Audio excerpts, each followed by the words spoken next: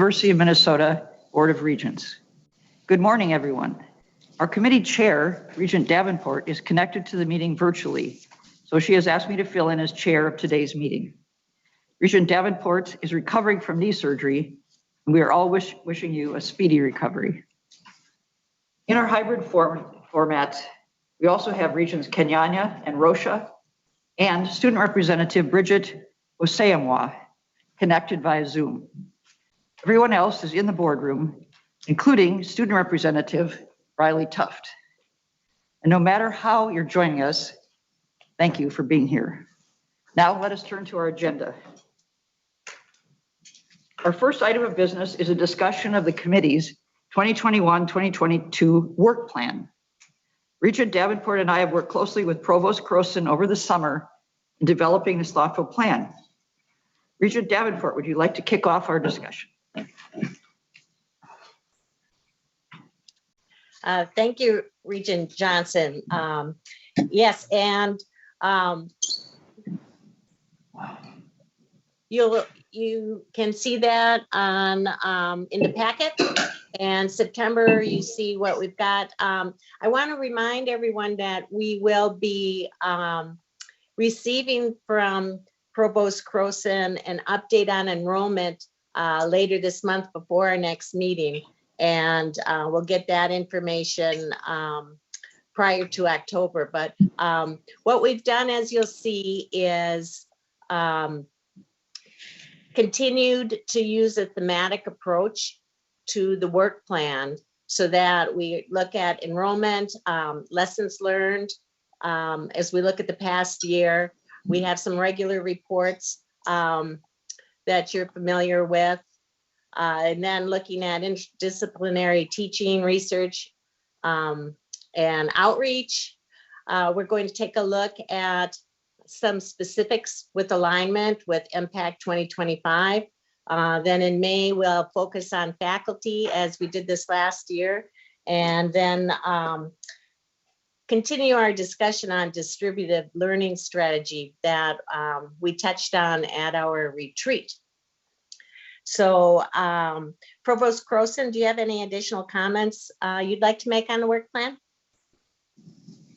Thank you, Chair Davenport and members of the board. So I'm very happy with our continuation of the thematic areas focus and relatively fewer topics explored in more depth, and I think you'll find that reflected in this plan. The other thing I did want to mention is that I know there's been some questions about course modalities, so that will be an explicit part of our discussion in the October session around lessons learned. Thank you, Provost Croson. Are there any questions or comments from committee members? Thank you, Regent Davenport. Let's move right into our second agenda item, the annual report on academic program changes. Provost Croson, would you like to introduce the item and the presenters, please? Thank you, Chair Johnson, Vice Chair Johnson, members of the board. This is a required and annual presentation. In addition, we note that the system-wide strategic plan guides our work in this area as we continue to refine our processes for enhancing the quality of and support for our educational offerings. Our goal, as outlined in the plan, is to ensure that we provide high-quality educational offerings and that those offerings are responsive to the needs of our students and the job markets which they will be entering. The detailed required report is provided in your docket, but I wanted to focus my remarks on describing the process that we use to generate and evaluate changes to academic programs, the considerations that we incorporate into our recommendations, and the various bodies that we consult. My hope is that at the end of the session, you will understand the engagement and the thoughtfulness by faculty and program leaders extend to oversight and decision-making, so that when these changes come before the board, as they regularly do, you'll know just how thoroughly they've been vetted. I'm grateful to have two colleagues joining me today, Professor Mike Schutz from CFANS in the Twin Cities, and Vice Chancellor Jeffrey Radcliffe Crane from Rochester. They will each describe an example of a program that has recently received approval. I hope that these examples will help us to understand and to illustrate the value of the process we use and how it promotes collaboration between colleges and campuses in our system. I should note that the next presentation today, after this one, will describe collaborations between the university system and other institutes of higher education, including Minnesota State campuses. So the process we follow is guided by university policy, which notes that authority for academic plans originates at the local level in departments and is subject to final authority of the board. This policy covers a wide scope of programs: undergraduate, graduate, and professional degrees, majors, minors, and certificates. Basically, anything that earns academic credit needs to flow through this process.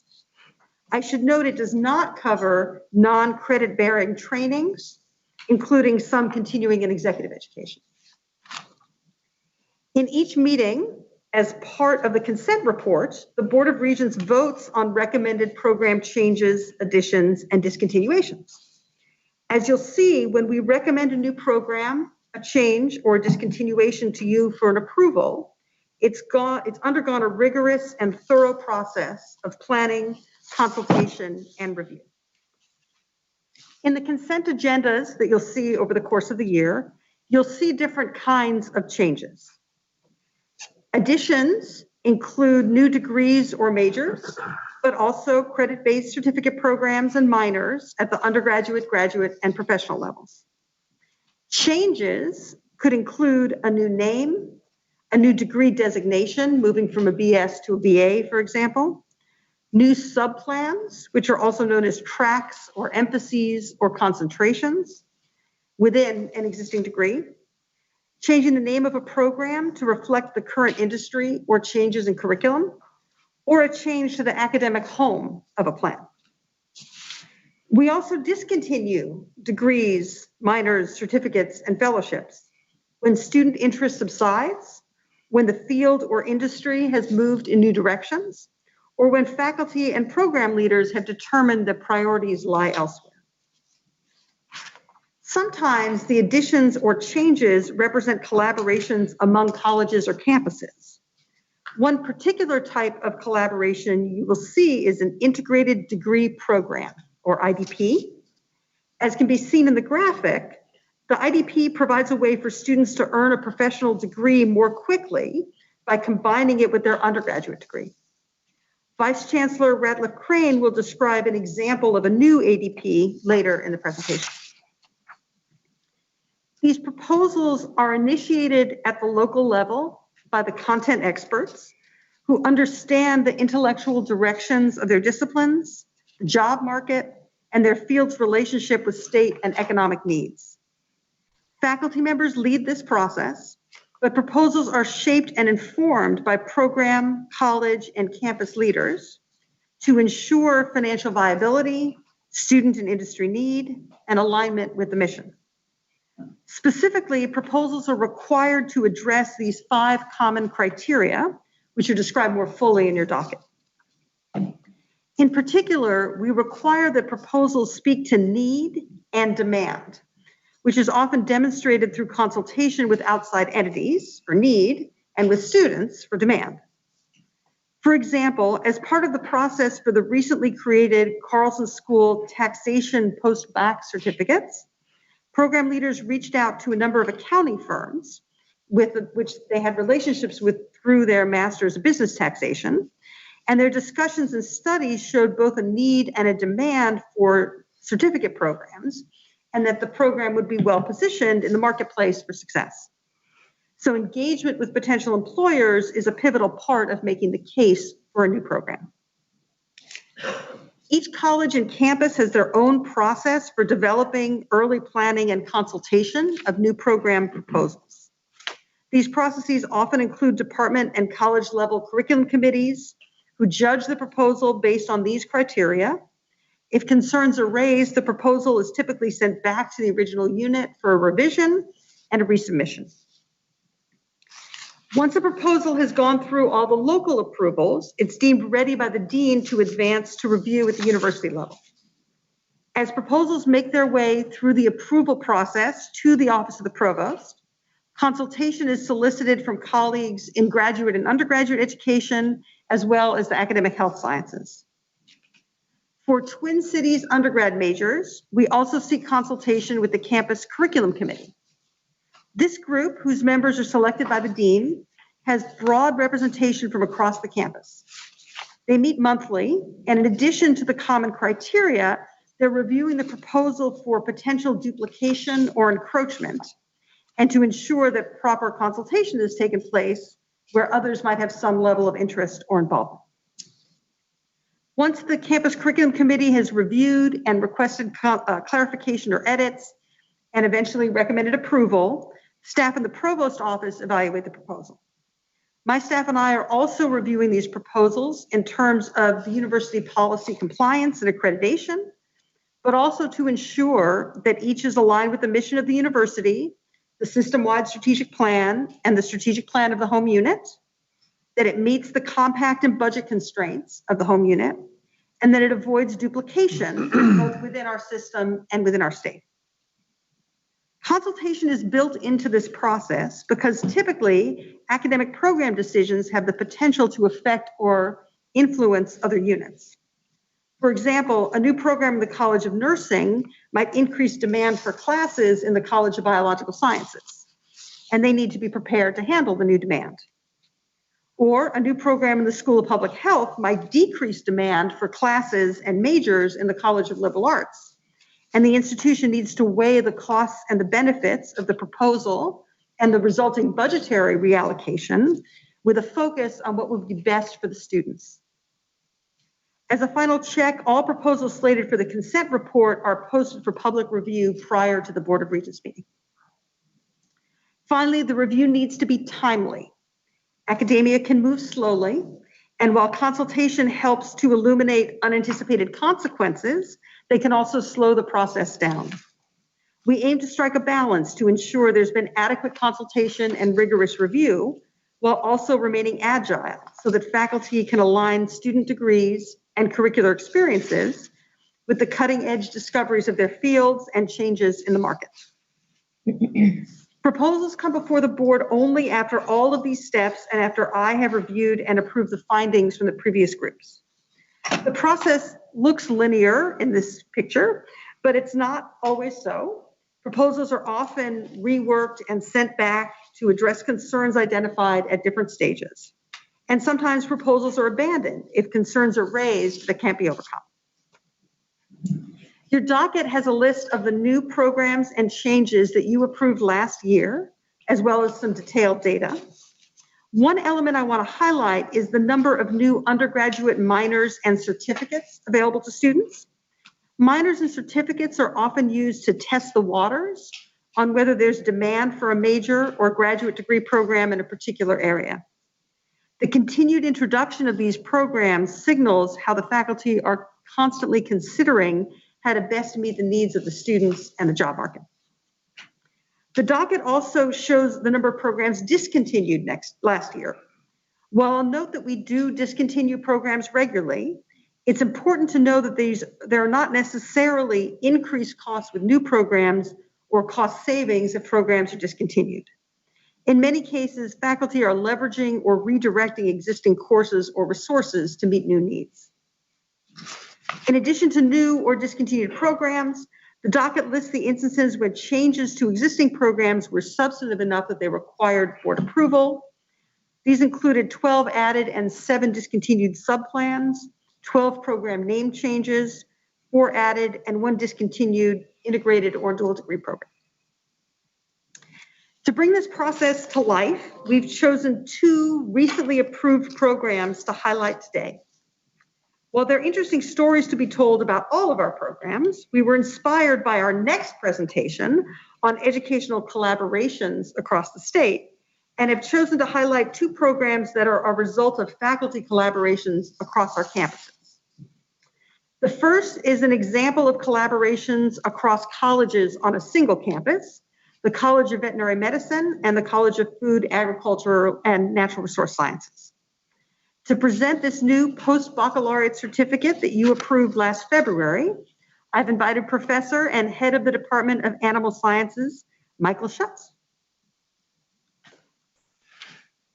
Thank you, Chair Johnson, members of the board, and thank you, Provost Croson, for the introduction. The Graduate Poultry Health Certificate is part of a collaborative effort between the College of Veterinary Medicine and College of Food, Agriculture, and Natural Resource Sciences to meet demand for workers trained in aspects of poultry health management. It's part of a series of envisioned stackable poultry programs envisioned by the Department of Animal Science and the College of Veterinary Medicine. These efforts arose from discussion with poultry industry leaders in Minnesota, and so we were certain of the industry demand for trained workers that aligned with our department's vision of providing career preparedness and skills enhancement, which supports the principles that Provost Croson mentioned earlier. Addressing industry needs for training and employee retention, particularly after the 2015 avian influenza outbreak, was supported by a USDA National Needs Fellowship that resulted in the concept of the stackable poultry programs, ranging from undergraduate programs to post-baccalaureate poultry health certificate to the MS of Applied Poultry Science.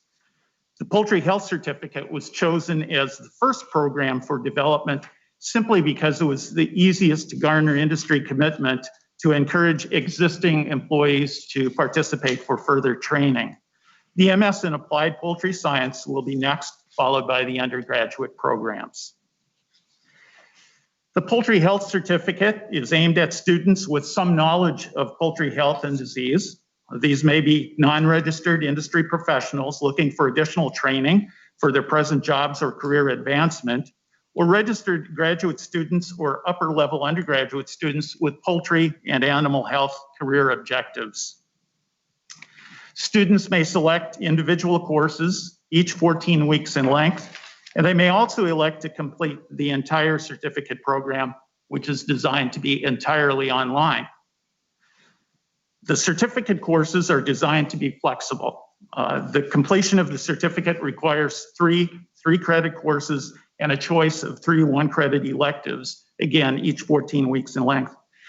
These 12 credits may also then apply to the 20 credits required for the Masters of Applied Poultry Science, which is under development and supported by a USDA Educational Challenge grant. The collaboration of faculty certainly helps to achieve the principles of efficiency and effectiveness and quality, productivity, and impact that Provost Croson pointed out. The collaborative approach allows faculty to both lead the courses in their own areas of expertise and to tap into other experts while spreading the workload for each individual. Collectively, this group of faculty gives students access to nearly all of the poultry experts in our colleges. And I would also point out that several also have appointments in extension. So in some ways, it adds a third college to our work as well. And so with that, I thank you for the opportunity to present. Thank you, Professor Schutz. So next, we're going to focus on a collaboration between the Rochester campus and the School of Public Health on the Twin Cities campus. To describe this new integrated degree program that you approved in May, I'll turn things over to Vice Chancellor Ratliff Crane. All right. Good morning, Chair Davenport, members of the board, and Provost Croson. The integrated 4+1 public health and environmental health approved by the board in spring 2021 allows undergraduate students to graduate with both a Bachelor of Science in Health Sciences, or BSHS degree from the University of Minnesota Rochester, and a Master of Public Health MPH degree from the University of Minnesota within 5 years. The Environmental Health Sciences MPH program emphasizes the scientific, technological, policy, and management skills required to identify risks and reduce hazards in our environment and inform public health practice and policy. The program and its development reflect the principles outlined earlier on slide 6 and in particular mission, where this truly reflects both the priorities of the School of Public Health and Rochester campus demand.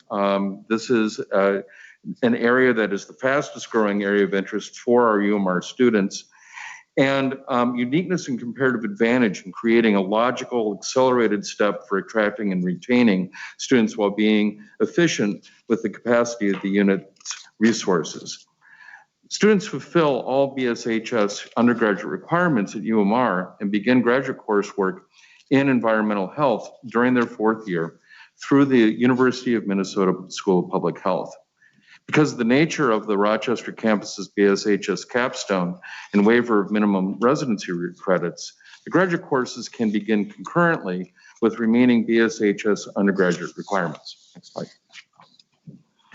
During the fall of their junior year, UMR students can apply directly to the School of Public Health. Pursuing this path takes careful planning to execute, which UMR's student success coaches provide the advising support to do.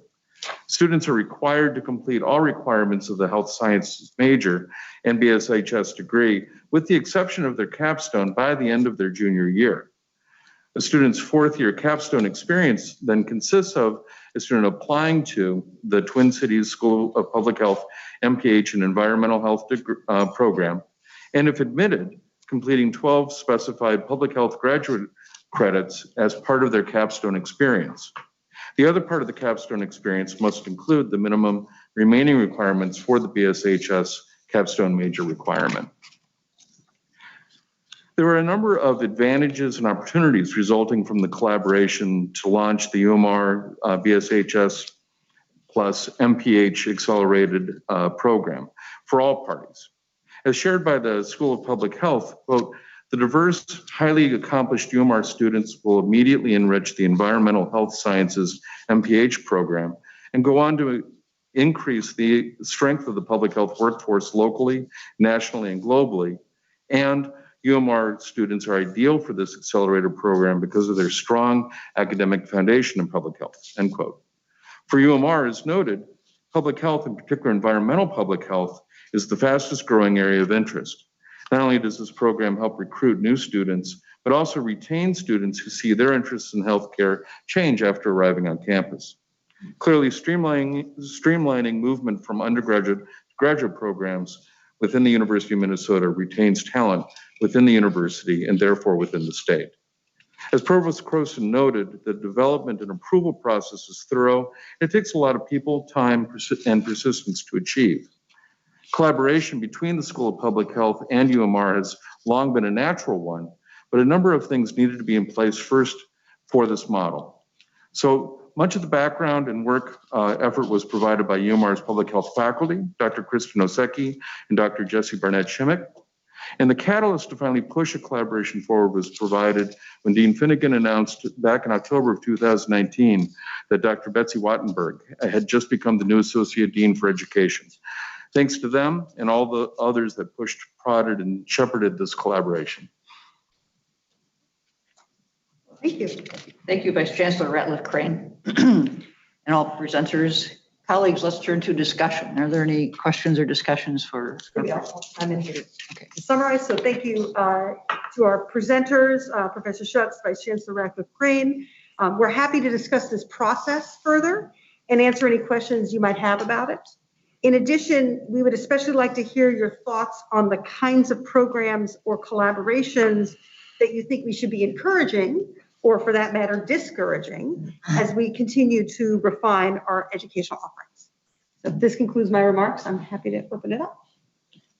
Regent Kenyanya.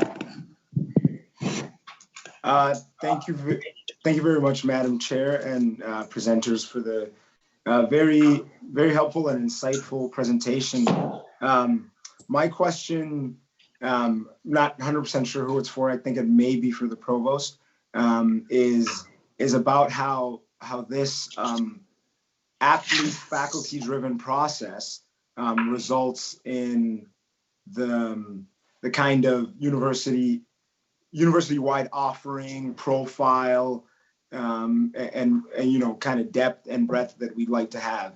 And I guess what I'm asking is that, you know, because this process is driven at the the department level, right, and by the faculty who are the experts on the different subject matter, how do we then arrive at a high level at the kind of offerings we want as a university? Is there a time where the provost's office or another office needs to act as a catalyst or a convener where something has been identified, maybe in the system-wide strategic plan, in a system enrollment conversation, whether it's a state need, a legislative ask, or even something like the next presentation, the P20 partnership that we talk about. How does that work to make sure that overall as a university across the 5 campuses, we kind of look like and offer what we'd like to offer? Great, thank you, Chair Johnson, Regent Kenyanya. So I think it's an excellent question. And the answer is we both adjust for type 1 and type 2 errors. So there are, of course, programs that get proposed that maybe we shouldn't be proposing, or they duplicate something that in the end don't go forward. And there are programs that we think should be there that maybe aren't proposed, that we can reach out to faculty and attempt to jumpstart. That said, from our long years of experience, having faculty be interested and willing to offer these programs is necessary but not sufficient for their success. And so it's not something where if we have nobody who thinks this is a good idea, we're going to be able to ram it through and convince people in order to do it. So it's really the confluence between the university's needs and the faculty who own the curriculum. Thank you. Thank you. Regent Hipsch. Yeah, thanks, Regent Johnson. So first I want to compliment you on these programs. I think they're outstanding. And I can speak to the poultry certificate a little bit because I was a poultry farmer. So, and I can tell you that success doesn't mean 20 to 30 students a year, that we graduate. It could be 1 or 2 quality people that we put into the field. And that would change the industry and help the industry immensely. And so we have to be careful that we don't just look at pure numbers on that, because over a 40-year lifespan of a career, if you can get 40 to 80 people working around Minnesota, that would be pretty good, since we have 0 now. So,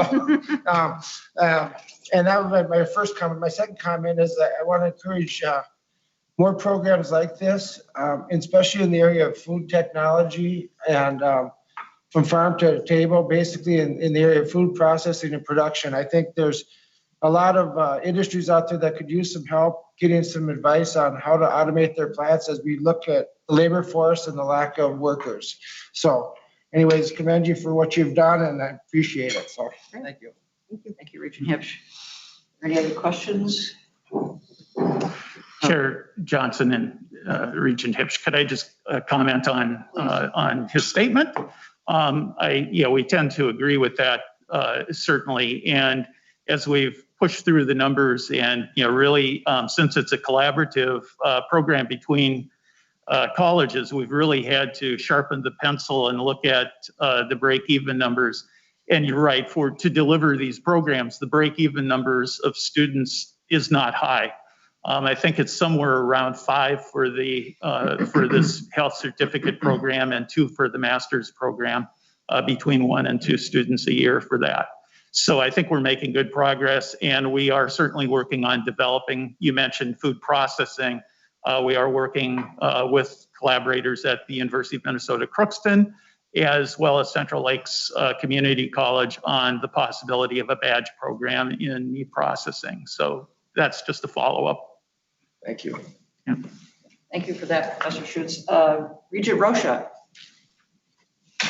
Thank you, Madam Chair. And this is a wonderful presentation. I appreciate Regent Hipsch's remarks. And I want to make a general comment. When I look at these programs and sort of where we are today, it's putting it in context of where the university, how the university started, its role in our state as the land-grant university, and the challenge of keeping that mission while also dealing with all the other, the conditions that have been described in this presentation. When you think about at one point the university being the only show in town in the state, and with things being as wide open as they were at our founding, there was maybe a little bit more. There were kind of there's a sort of you couldn't miss your target, because there were so many things for the university to investigate, to research, to teach on. And now it becomes a bit more challenging because we have so many other state institutions that are also in the business of higher education and even research. And so, just bearing in mind that the research component of the university is what we continue to tout as what makes us special, in the academic opportunities for students to be learning from the cutting edge researchers is so valuable to our state. It brings me back to wanting, when the provost asks, what kinds of programs should we be looking toward, not only areas that need, that where there's a frontier for research, but a frontier for research that really helps our state, and that keeping that in front of mind as we look at different programs. How does the land grant system, how do institutions like the University of Minnesota serve the world by addressing issues within our own region, within our own state? I think we've done an amazing job for well over a century. I think these types of programs that were discussed today are within that community, and I think that is something that just to keep in front of us as we look at programs in the future, that the university's needs are really the state's needs, and that as we continue to focus on that in the future, the university will do the best job of providing a return to the citizens of Minnesota. Thank you. Thank you, Regent Rocha. Any comments on that? I fully agree. Regent Farnsworth. Thank you, Vice Chair Johnson, and thank you to the provost and presenters for this fantastic presentation. I would agree with a lot of what other colleagues said, particularly, I guess, in response to the question of what other kinds of programs or collaborations within the university system should be encouraging. I was really encouraged and impressed by slide or page 29 in the docket.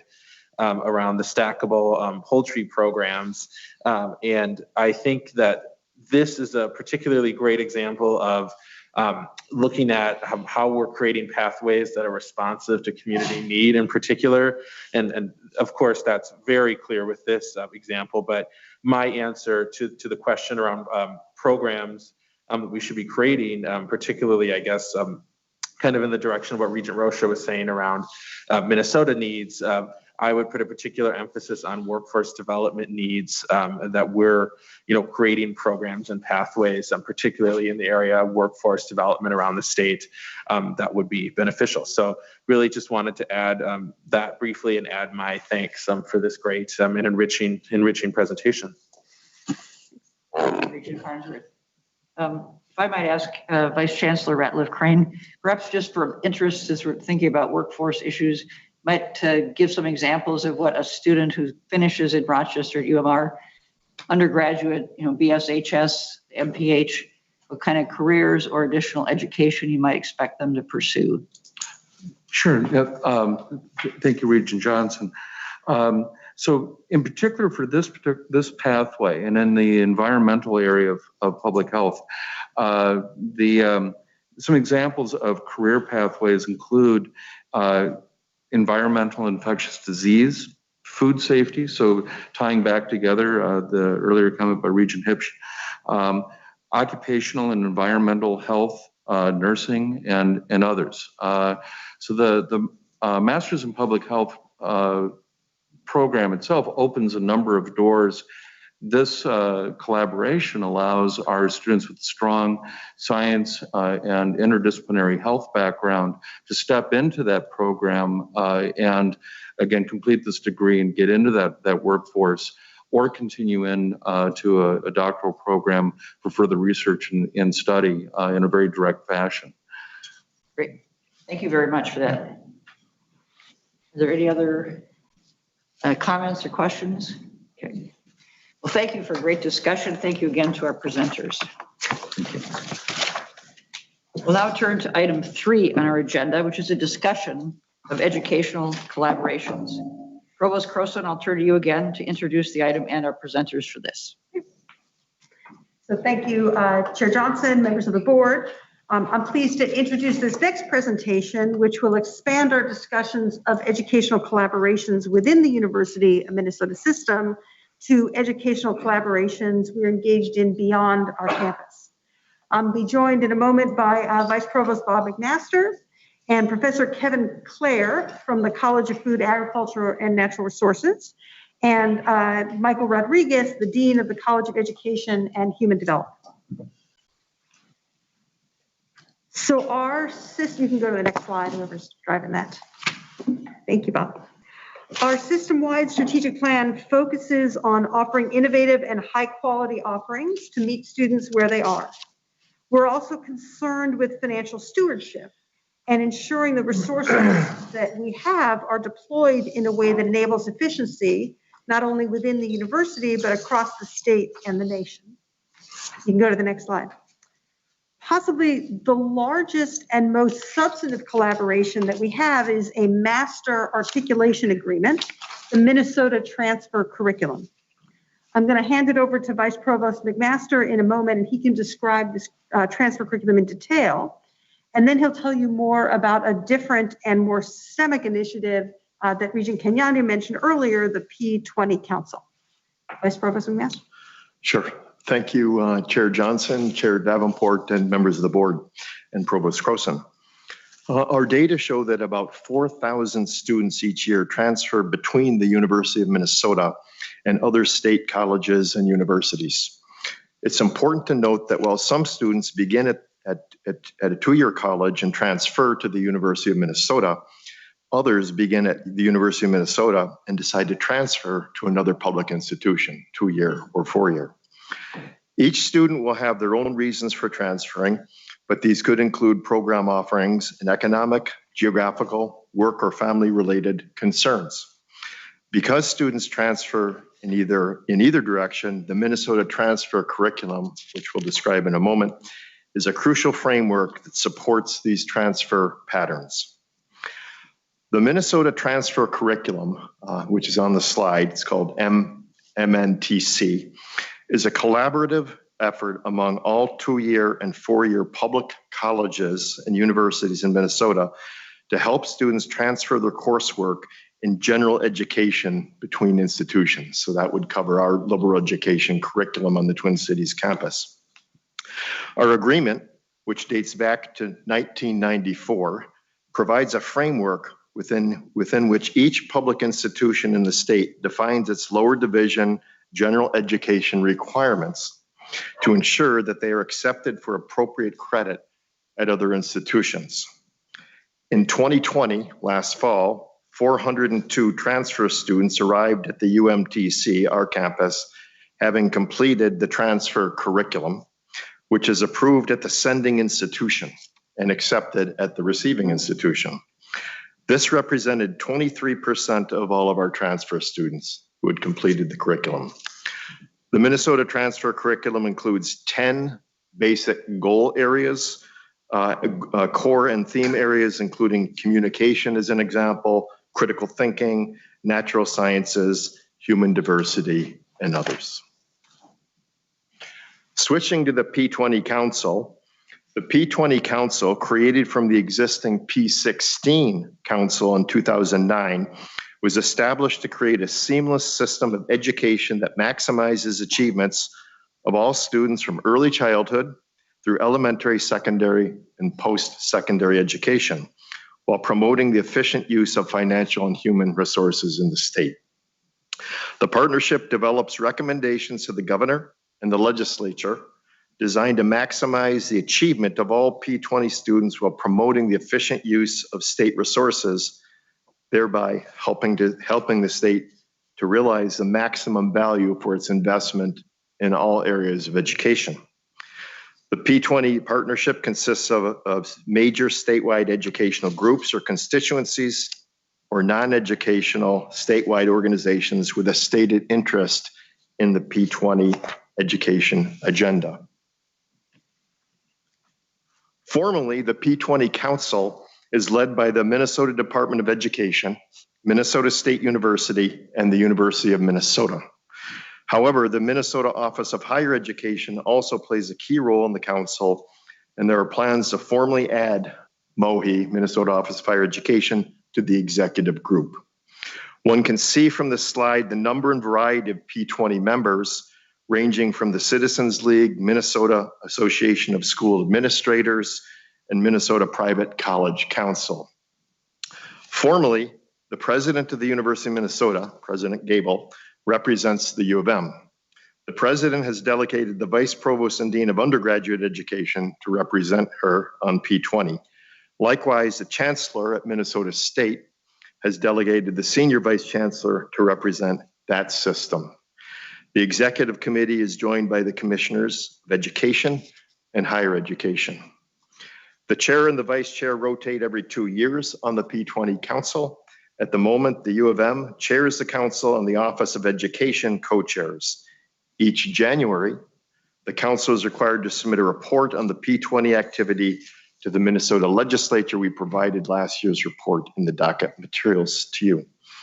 The P20 Council oversees the statewide longitudinal education data system, one of the major building blocks of exchanging data, educational data, known as SLEDs.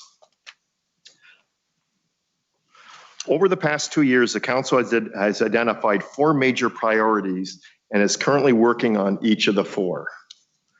These include data use and capacity, financial aid and literacy, credentials of value, and dual credit and exam-based credit. Although time does not permit a detailed discussion of each of the 4, we'll spend a few minutes on the financial aid and literacy priority since the University of Minnesota leads this effort. A significant impediment to students enrolling in higher education is the lack of knowledge of the cost of college. Many students' families do not realize that they must pay the full cost of attendance, not just tuition, and do not realize the myriad sources of financial aid to support their efforts. The major goals of this initiative include developing a joint MDE, OHE, Department of Education and Higher Education communications campaign geared towards students and families to raise awareness of the long-term value of post-secondary education, provide targeted support to middle and high school students and their families to help them better understand their options for preparing to pay for post-secondary education, leverage the state's recent legislation to develop a cross-agency goal for increasing FAFSA completion, to bolster support and develop joint strategies towards meeting it. One of the challenges we're facing is over the last few years, a lower number of FAFSA completers in the state and nationally. If you don't complete a FAFSA, you don't get financial aid. And finally, use available state and federal funds to bolster advising supports that are targeted towards low-income students and families to build their awareness of the post-secondary pathway options. And most importantly, the myriad ways to afford them. So each of the other priorities has a similar set of goals for the initiative. So with that, I'll turn the presentation back over to Provost Croson. Thank you, Vice Provost Master. The transfer curriculum and the P20 Council are system-level collaborations, but we have many college-level and program-level collaborations as well. You can go to the next slide. To describe some examples of these collaborations, I want to welcome our next presenters. Each of these collaborations advances the system-wide strategic plan in their own way. Dr. Kevin Clare is director of the Center for Farm Financial Management. The center is part of the Department of Applied Economics in the College of Food, Agricultural, and Natural Resource Sciences. Dr. Clare will describe the collaborative work of the center in educating farmers directly, as well as financial professionals who work in the space. Thank you, Chair Johnson, Chair Davenport, members of the board, and Provost Croson, the opportunity to share some examples of university partnerships. The Center for Farm Financial Management has numerous partnerships, but one of particular importance, and the one I want to highlight today, is our partnership with Minnesota State Farm Business Management Education Program. We serve as and develop educational resources for Minnesota State instructors, such as FinPac, Farm Financial Planning and Analysis Software, and other resources. We serve as an academic resource for these instructors and provide ongoing training for them throughout the state. One of the results of this collaboration has been the development of FinBin, the largest farm financial database in the United States. Certainly other states contribute data to FinBin, but by far the majority of the data comes from the partnership between the University, Minnesota State, and the 3,000 farmers enrolled in Minnesota State educational programs. Thousands of other farmers, educators, researchers, lenders, policymakers, and the media use FinBin and benefit from the partnership between the University of Minnesota and Minnesota State. In recent years, another benefit or another collaboration that has come out of this effort has been working and developing a Native American agricultural lending school. This is a partnership. Let me move on here. This is a partnership with a number of organizations, including the Native CDFI, Community Development Financial Institution Network, OWISTA, the Native Intertribal Agricultural Council, the Native American Agricultural Fund, and the Center for Farm Financial Management. In Minnesota, the White Earth Investment Initiative has been a partner and a player and a beneficiary of this program. Thank you for the opportunity to share some of our University of Minnesota agricultural partnerships. Thank you. Thank you, Professor Clare. I'm now going to turn to Dean Michael Rodriguez, who will share some examples from the College of Education and Human Development and their collaborations with local schools, Minnesota State institutions, and tribal colleges. Thank you, Chairs Johnson and Davenport, and Provost Croson, thank you for the invitation. One of the many things that we do in the College of Education and Human Development is prepare future teachers. And the teacher demand in Minnesota continues to be a persistent challenge that we are trying to meet. With Morris, Crookston, and Duluth, we are the research-based teacher preparation programs in the state of Minnesota. Many underrepresented professionals of color that work in Minnesota schools are not teachers. They are paraprofessionals, bilingual assistants, teaching aides. They don't have an easy pathway to teacher licensure. So I'd like to introduce, if we could go to the next slide, I'd like to introduce 3 new examples of how we are trying to reach the need. And these are all in the arena of the University of Minnesota Grow Your Own Teachers program. MnGOT, which is what we refer to that program as, is really a post-baccalaureate licensure program that serves local districts and partners with local districts to identify professionals that are working in schools that are not licensed teachers. We provide them with easy access, evening and weekend course taking, and professional development opportunities. Half or more of the students in these programs are future teachers of color. This fall, we are launching our first rural educator teacher program in collaboration with Minnesota Reading Corps. Reading tutors are found in schools across the state, particularly in rural Minnesota. And they can continue to work in their rural communities and participate in the MnGOT program to prepare for teacher licensure. We have students this fall from districts such as New Prague, Pelican Rapids, Northfield, Alexandria, St. Cloud, Winona, and others. In a related effort, due to the invitation of President Gable and conversations with folks in Austin, we are now having conversations with the Austin Public Schools, Riverland Community College about teacher preparation and meeting the local need in Austin. Austin is an increasingly diversifying community, and they are finding that their teachers don't represent the community composition. They currently have a partnership with Mankato, but that's on the elementary side. Their real need is secondary teachers and special education teachers. And we specialize in those 2 areas. So we are looking at a 2+2 program with Riverland. Many students who are first generation, English learners, they prefer to start their educational career at community colleges. And we hope that we can provide the second 2 or 3 years beyond that to prepare for teacher licensure to meet the need in the Austin area. This is a model that we think can work very well in other communities in rural Minnesota where there's, particularly in those communities where there's growing diversity. And then finally, another example, over the past year, we have been collaborating with 3 tribal colleges in northern Minnesota We are creating an early childhood education 2+2 baccalaureate program with an Ojibwe language component. This is a great need in tribal communities. We are working jointly with the faculty from CEHD and from the tribal colleges are jointly creating curriculum that brings the best state of the art in child development, but also indigenous knowledge and practice in child development and child rearing.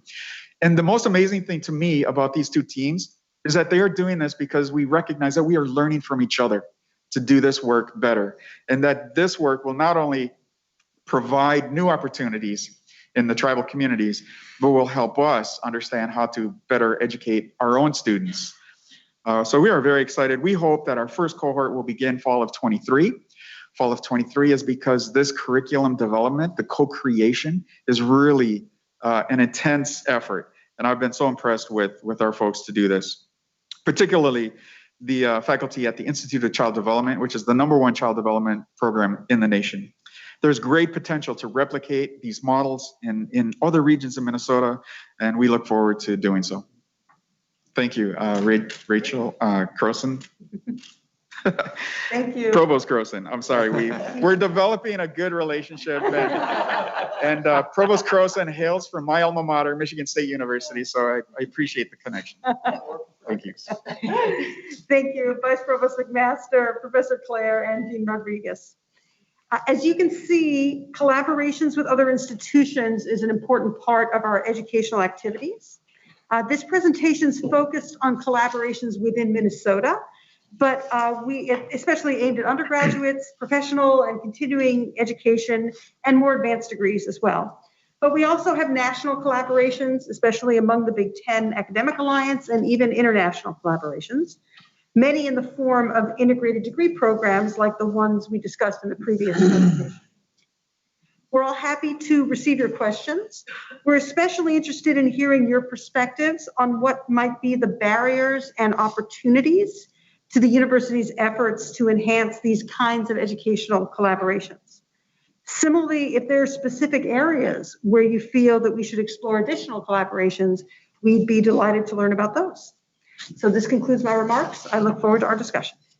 Thank you very much for the presentations. I've certainly learned a lot, and I'm sure my colleagues have as well and have questions. And we'll start with Regent Chair Powell. All righty. Thank you, Chair Johnson. And thank you for the really good and very interesting presentation. I have to say, to echo the chair's comment, I mean, I learned a lot. And so I have a couple of comments and a question, and these will be directed to Vice Provost McMaster. And, you know, first of all, I guess I'm struck by the sort of overall goal of the P20 program, which in looking at, I thought, you know, this is terrific. You know, in the legislative language was, we need to set up a central forum for coordinating effective human capital development in Minnesota. I looked at that and said, that is really good. And with a goal of increasing the percentage of kids, and I'm assuming we're talking about high school graduates who are prepared for some sort of secondary education, whether it's college or 2-year or a credential, you know, get that number to 70%. And so I think this is really a terrific program with a good, ambitious goal. And the question I have for Vice Provost, knowing that university, that we're coming in to chair, and I believe that you'll be chairing it.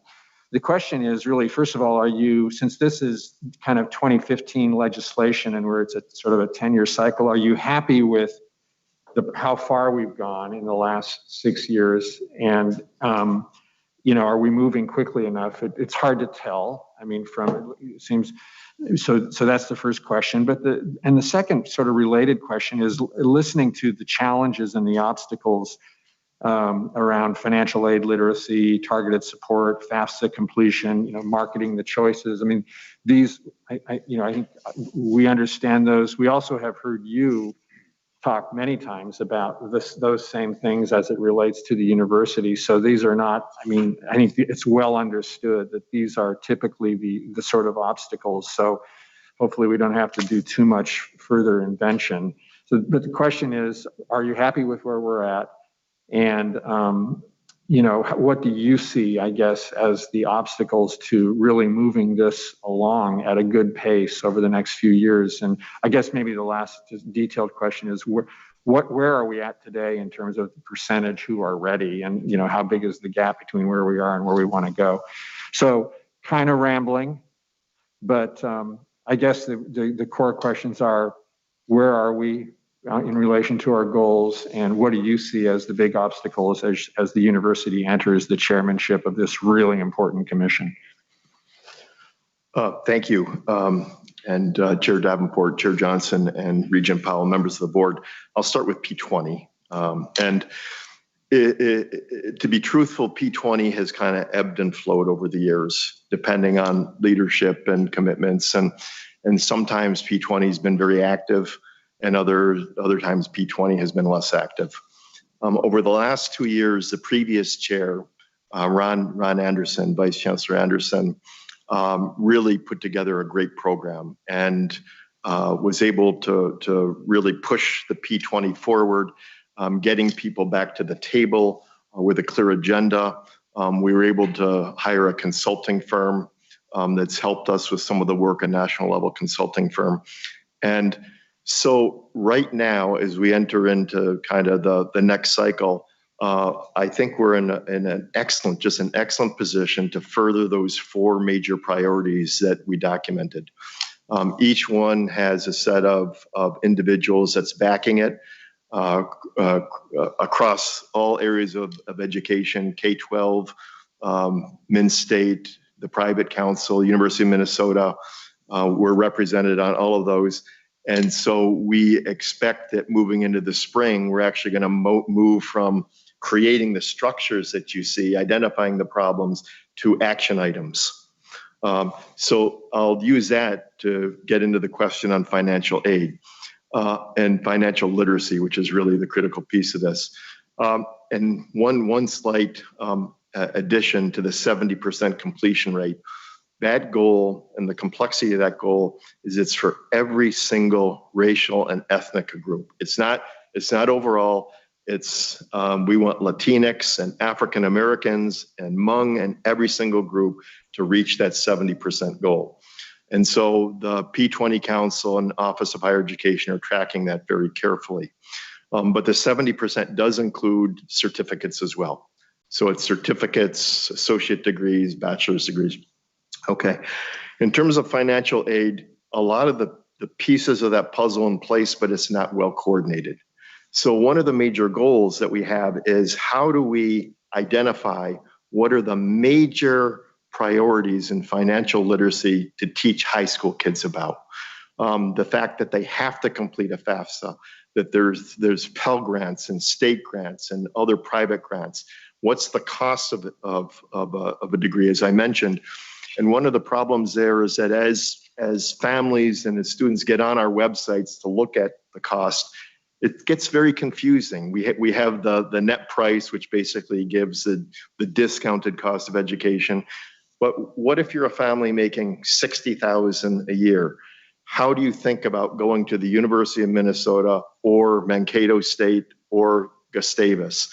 And so there's a lot of work to do there, institution by institution, to let families know really what are the expectations, financial expectations, and what do they have to do starting really in middle school to get ready for that in terms of savings accounts and financial preparation. There's also a piece of this in terms of financial literacy for our own students when they arrive at college, in terms of managing their expenses, not taking out loans if they don't have to, not buying a $6 cup of coffee every single day if they don't have to. There's a whole kind of culture behind this that we're trying to teach our students on effective money management.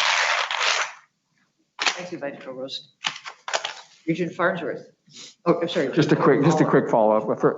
Thank you for your candor, on the progress. It did feel a bit, as I read it, like we drifted a little bit, but also that progress has accelerated under the last chair.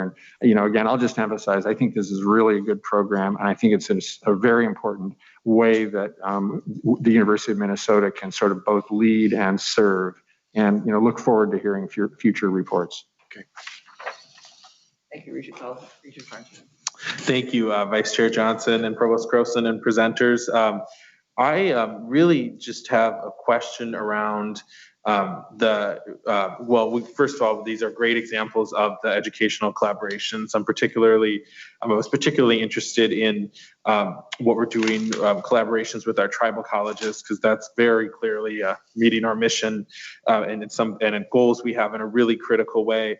But my question is around kind of what are our educational collaboration evaluation standard or evaluation strategy? How do we, figure out what's working? I think Regent Hipsch made a great point in our last presentation, talking about the poultry programs. And even if we have one or two really excellent graduates, that's super important. And it might not, necessarily always be about the numbers in that case. And I completely agree with that. But really just wondering kind of what are our evaluation strategy with these? What are our metrics? And how do we define, success, for lack of a better way of putting it, and who's involved in those feedback mechanisms when we're assessing that? Thank you. Thank you, Chair Johnson, Regent Farnsworth. So it's a great question and it's an important one. We need to evaluate everything that we do and make sure that it's effective and appropriate. With collaborations, the evaluations take on an additional dimension because these programs need to be good in whatever we measure good, not only for us, but also for our partners. And so, of course, we do our own evaluations just like we do with any educational program. We, make sure they meet our accreditation standards. We make sure they meet our own faculty's high standards, but we also pay very close attention to the evaluation of our educational partners to make sure that any of these programs meet both parties' needs. Part of that evaluation is, of course, is it meeting a workforce need? Are the students happy and successful? All of those dimensions that we use for all of our programs, but plus the added dimension of the evaluation of the partner. Thank you. Thank you. Yes, Provost. Regent Hipsch. Yeah, thank you, Regent Johnson. I too, like Regent Powell, love this. I think the best, one of our missions is student success. And I think that this gives them financial success and success in the workplace. And I just love it. The second thing I really love about it is that you're reaching out to the whole state. It's some very diverse parts of the state, and they have unique problems. They all don't have the same problems, so we all have problems everywhere. So I appreciate that, especially in the education point. And finally, I just want to say our third mission is on extension, and the FinPAC and FinBin program is super important to our farmers. I mean, if we're going to ask them to use less resources and produce more, this shows them the way to get there. And if you're comparing yourself to 3,100 other farmers and you're not doing great in terms of your finances or in terms of your resources that you're using, you have to improve. And it helps everybody improve, and they can have a benchmark to go off of. So I really encourage more of that in all areas. And that's just one example that I know about, and I know it works. So thank you for that. So that's just my comment. Thank you, Regent Hipsch. Regent Kenyanya. Thank you very much, Madam Chair and presenters, for the wonderful discussion. I have a question, comment, and I don't know if it's exactly in the scope of this group, but it is where my mind went to. So I just like some feedback and thoughts on this. First of all, I like everything that's being talked about and all the different initiatives to help students plan, for higher education and to succeed when they come here, and all the different outreach programs. But in thinking about this, it also made me think about students who don't go on to college, students who don't come here, and not for lack of merit or ability to achieve, but because they don't want to, and because it's not the right fit for them. It's not, the way we educate here is not something that's going to work out for them. And they know that, right? I'm certainly a believer in higher education and advocate for it. But I fully understand that not everyone has to go to higher education or wants to in order to be successful. part of for an 18-year-old choosing to go on to whether it's our university or another one in the state or elsewhere, part of what that's providing them is structure. It's a plan, right? I mean, up till that age, your life there hasn't been a lot of ambiguity to it. You wake up, you go to class, right? You go to school, and you've been doing that all your life. And when you go on to higher education, that's extended. For students who don't choose to go on to higher education, how can we, this group and also even the university, right, educate, help them, point them to the opportunities that do exist, right? There are very many viable career paths and options like that. Jobs, good jobs that you can, grow into and, continue to be successful in. But in my anecdotal just observations, that's where the disconnect is, right? They graduate and fall into this ambiguity. Is there a structure to help educate? And the same way we want students to succeed in higher education, to help students succeed outside of it. Or I guess they're not students anymore, but young people. Thank you, Chair Johnson, Regent Kenyanya. Let me take a first cut, and then if Bob wants to add anything, I'll have him do that. So I think this is a role that high school counselors play a really important element of in helping students who, of course, want to go on to college, be successful in that, but also helping students who want to enter the workforce or take another path. And of course, with our College of Education and Human Development, we help train many of those high school counselors who can serve that role, and making sure that they are prepared and understand the variety of paths that students might follow is, I think, a way that we can contribute to their success. I think the other organization within the university I would point to is our College of Continuing and Professional Education, CCAPS, which offers non-degree, degrees, but it also offers non-degree certificate trainings, workforce development opportunities, so that for an 18-year-old who enters the workforce and then 2 or 3 years later finds that there's something they need, there's a place that they can go and get that. Of course, Crookston does a lot of that kind of education as well. So I think throughout our system, we provide a number of ways for students for whom college is not the right choice to continue to be successful for themselves, for their families, and to advance the state. Thank you, Provost Croson. Student Representative Tufts. I think Regent Kenyanya. Thank you, Chair Johnson, and presenters. Sorry. Thank you. 1 second. Regent Kenyanya, did you want to follow up? I appreciate that response. whoever advocated for me there. Thank you.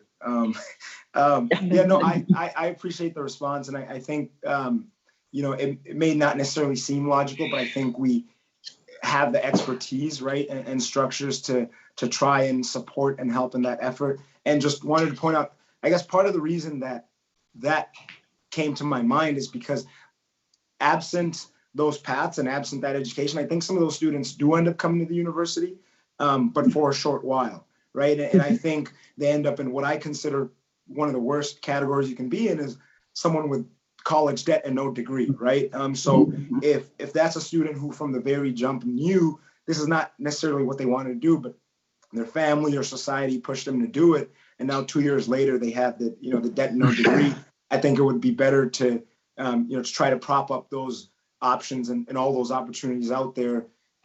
Regent Hips will tell you about all the jobs in Otter Tail County. He's tried to recruit me a few times, so we know the opportunities are out there. Thank you. Thank you, Regent Kenyanya. Student Representative Tufts. Thank you, Chair Johnson and presenters. I have a comment followed by a question. I attended a public high school, Roseville area public high school, and financial aid and literacy was not a topic of discussion. So I really do appreciate these recommendations and short-term actions in the document. Secondly, regarding the P20 educational partnership and considering the communities impacted by the decisions coming from the partnership, how are community leaders and individuals belonging to communities who identify as BIPOC or as low income going to be engaged in a meaningful, sustainable way? Sure. Chair Johnson, Representative Tough, members of the committee. On the council, there are actually a number of organizations that really represent diverse constituencies across the state. And so one of the guiding principles for P20, in fact, that's threaded through all of the work we're doing is equity. And the report gets into some of that. So in fact, I think we may not reach every single diverse community in the state, but we have some of the meta organizations that have the contacts we need to hopefully make sure we're reaching those constituencies. You'll see some of those in the list of membership that's in the back of the docket. Any follow-up? No, thank you. Then Regent and Vice Chair Swigum. Madam Chair, thank you. Mr. McMaster, I tried really hard to listen to the response to Chair Powell in regards to the collaborations that take place with the tribal colleges, or specifically with Minnesota State, as to what the barrier, and you were very kind to ask us to say what we thought were the barriers. I'm not smart enough to know. I'm not involved in the process. I need to turn to you. I tried to listen to what you responded, Bob, in regards to what the barriers were. All I heard was financial. That's all I heard. There's got to be institutional barriers between Minnesota State, the university, tribal colleges that we have to overcome. I'm not sure what they are, but can you tell me what they are, and are we working on them? I want that seamless education that I think P20 talks about, right? So I'm not smart enough. You are. You tell me what those barriers are and how we can break any of those down. Chair Johnson, Regent Swingham, members of the committee, trust me, I'm not smart enough, but I'll take a run at this. The major way we're able to synergize with Minnesota State is through the first topic that I talked about, the transfer curriculum. It's really a very innovative and seamless way, so that I'm going to give you an example. A student finishes her or his general education requirements at Normandale, and they automatically transfer to the University of Minnesota, all those requirements, and they just start in the upper division and they're ready to go. And that has really facilitated the kind of relationship that we have with Minnesota State. And I'll say that that's also the case with between Minnesota State 2 years and 4 years, where there's that same kind of relationship. There are definite barriers. Some of the barriers are certainly financial. So as a student starts at a 2-year and then transfers to the University of Minnesota, the lift in the cost of attendance goes up significantly. That's why a lot of students thoughtfully start at Minnesota State. There's also the curricular piece. Aside from the general education requirements, it's our students, as they transfer between and among institutions, prepared for the next level. So if a student studies biology at a 2-year, are they ready for the rigors of the University of Minnesota? In most cases, yes. The other gets into, I'm kind of rambling here, but these are different thoughts I have, into articulation agreements.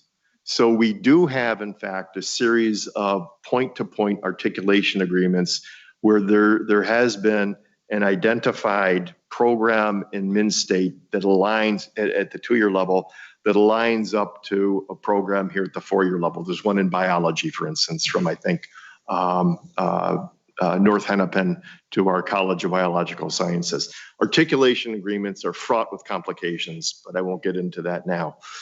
So at multiple levels, I think we try to break down those barriers, but I think anytime a student transfers, there's going to be a series of challenges and impediments to that. And Michael can probably have some additional thoughts here. If I may, Chair Johnson, thank you. Regent Swigum, I love the question, because that's the first question we pose to ourselves in terms of working with the tribal colleges.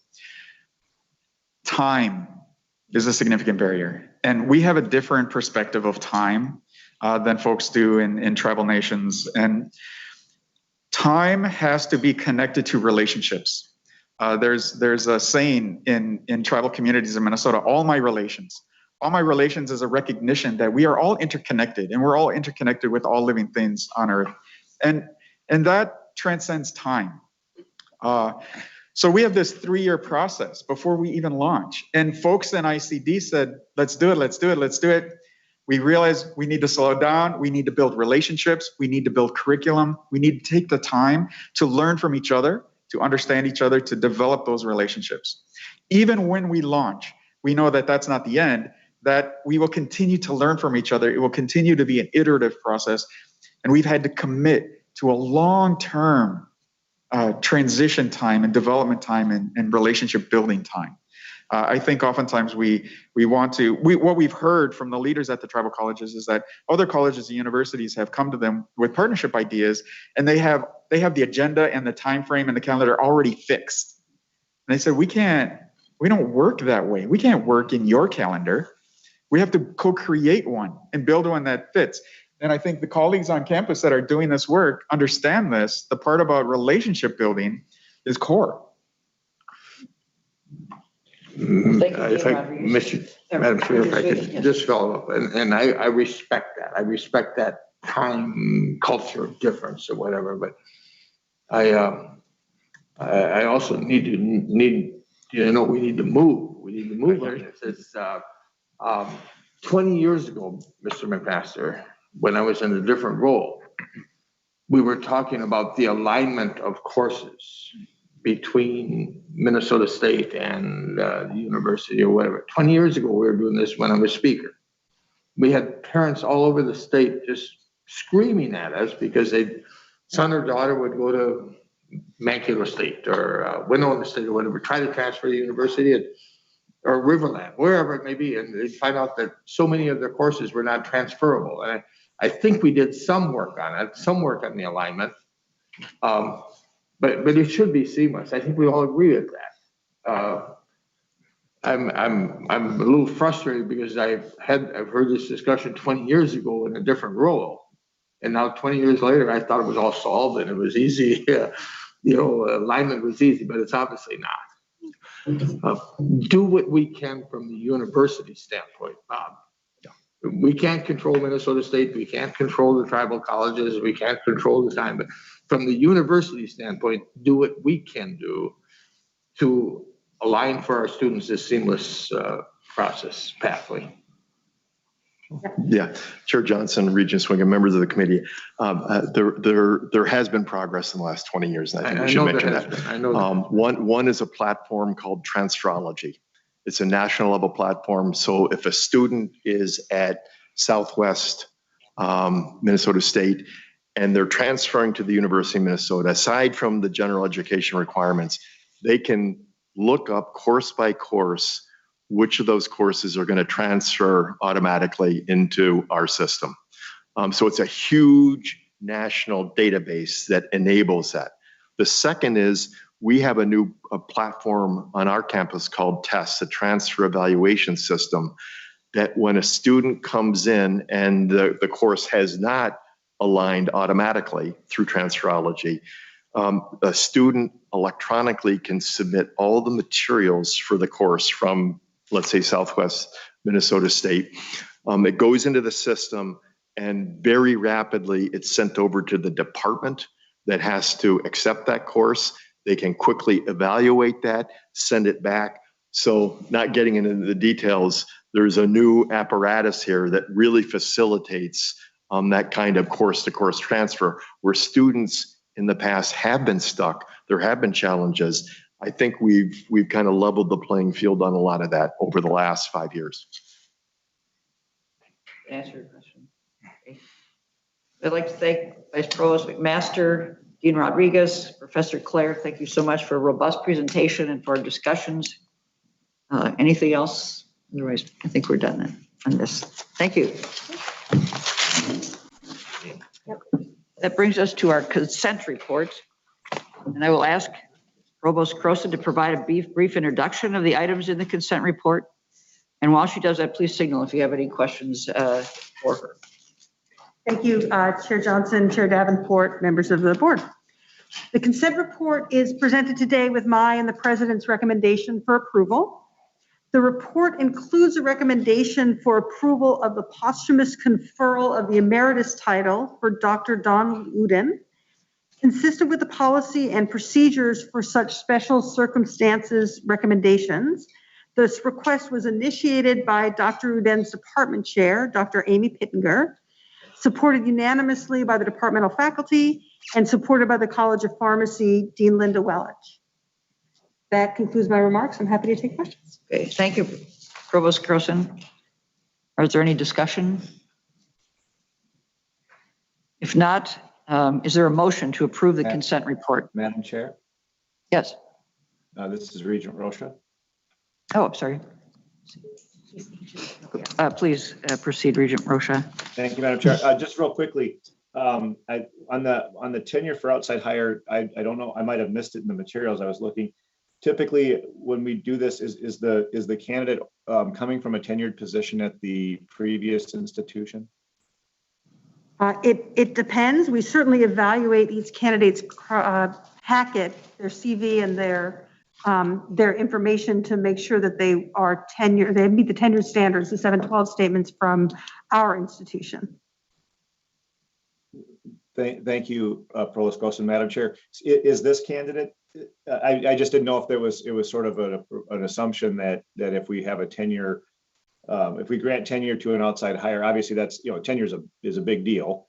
And I, to what extent when we do that, is it, when you bring somebody in, we don't have the long experience as someone that came up through our system in our evaluation process. And so I don't know if you can speak to that with respect to this specific candidate, and how we, just ensure that we do have that level of comfort in the, because if they're tenured someplace else, you're accepting that their process where they were granted tenure was proper in the vetting of their credentials and capacity and so on. Just wanting to be mindful as we vote on this significant conferral of tenure, that we have an assurance that has been done to the standards that the university upholds. So thank you, Regent Rocha, members of the board. So every outside hire with tenure goes through our internal tenure process. So whether they have tenure at their home institution or not, we solicit external letters. They're evaluated against the Unit 712 statements. The unit department votes, the college votes, the university vets. So everybody who's coming before the board for an appointment with tenure has been through that process, regardless of what their tenure status was at their home institution. Now I can get back to you about this particular candidate, but I do want to reassure you that we don't shortcut that process. All right, thank you. Thank you. Is there any other questions? Okay, is there a motion then to approve the consent report? So move it. Is there a second? Second. It's been moved and seconded. All those in favor signify by saying aye. Aye. Aye. Opposed signify by saying no. The consent report is approved. Now, finally, we have, this brings us to our information items. Provost Croson, any comments on the information items for the regents? So the information items in your September docket is our regular report of select student, faculty, and staff accomplishments. As we begin a new semester, I'm pleased to share with you some highlights that illustrate the excellence within our university community. We have a $10 million grant to College of Science and Engineering researchers from the U.S. Department of Energy, ARPA-E, to support research to improve ammonia production in order to improve environmental sustainability for agriculture and industry. The medical school's Duluth campus, the Duluth campus's medical school, there we go, medical school's Duluth campus, received a $1 million grant from the National Science Foundation to advance the quality of life and to define what it means to age in a good way through the lessons and wisdom of Alaska Native elders. UROC was one of 4 recipients of the 2021 APLU Kellogg Foundation Community Engagement Scholarship Award. Dr. Andy Furco, Professor and Associate Vice President for Public Engagement, received the 2021 John S. Dooley Lifetime Achievement Award in Experiential Education from the National Society for Experiential Education. College of Liberal Arts Associate Professor Douglas Kearney is the first recipient of the Campbell Opera Librettist Prize. College of Biological Sciences Professor Ruth Shaw was elected a member of the National Academy of Sciences. And then finally, College of Science and Engineering undergrads Saviz Halai and Nathan Ferris are 2 of 60 students to be awarded this year's Academic Astronaut Scholarship, which awards up to $15,000 each for undergraduate students. Please join me in congratulating all of these individuals and in recognizing their significant and impressive accomplishments. Thank you, Provost Croson. Any other comments or questions? Seeing none. Thank you for a great meeting, everyone. There being no additional business before this committee, we are adjourned.